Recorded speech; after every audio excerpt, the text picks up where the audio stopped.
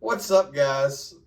So, again, reading wonderful articles, and the one that we're talking about today is the $25,000 tax credit. Ooh, that sounds good on the surface. It does. Let's just go into this real quick. When most people find out that if that passed, that now first-time home buyers, not anybody else. So those of you who have already bought a house and sold a house and whatever happened, you would not be eligible for that.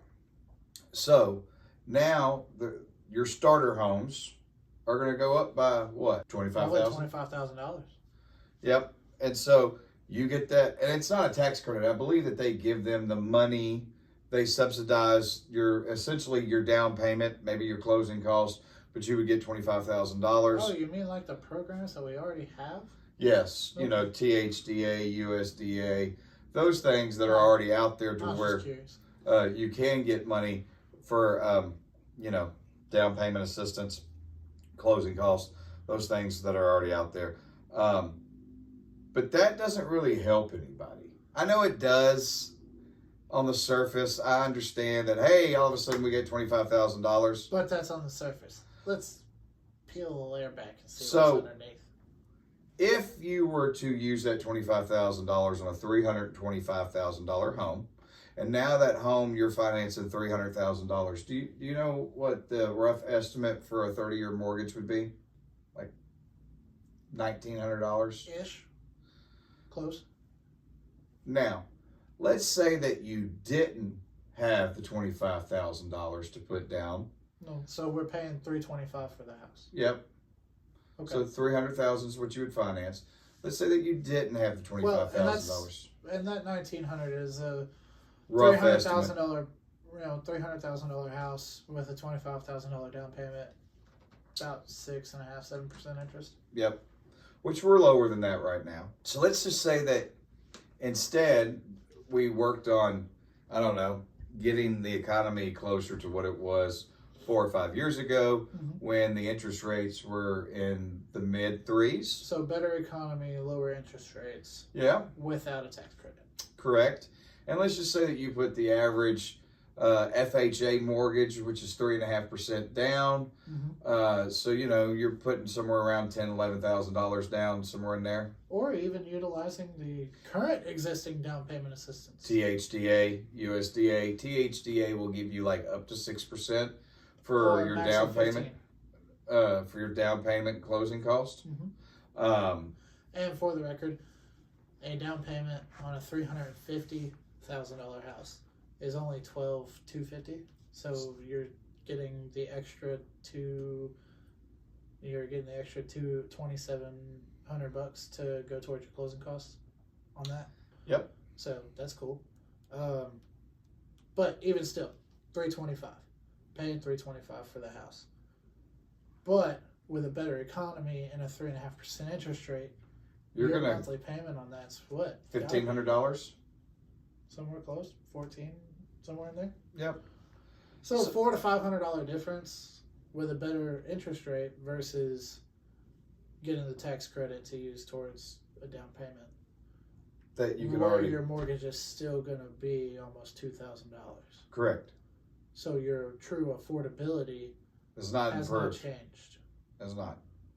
But with a better economy, your affordability goes up. Has changed. Now, I understand that there's when everything comes down, home prices are going to go up, which is slightly true, yes. It does take it a little while before everything starts going up. And the reason why that the home prices would then go up is because there would be what? A ton of buyers in the market. There's a demand. Which will then raise the home prices up. So right now, I know a lot of y'all are out there going, I don't want to buy anything until after the election. I'm kind of concerned on what's going to happen. The interest rates right now are lower than they've been in probably a year and a half. Honestly, we're probably coming up on 2 years now, because if you think about timelines, we're seeing rates in the 5s. 5.9. So, yeah, we may be coming up on 2 years now. And that may be true. But is THDA, there is USDA. All those things will help you with your down payment right now, as opposed to hoping that whatever presidential candidate that you're going to vote for is going to fix it. And we don't care which way you vote. It does not matter to me.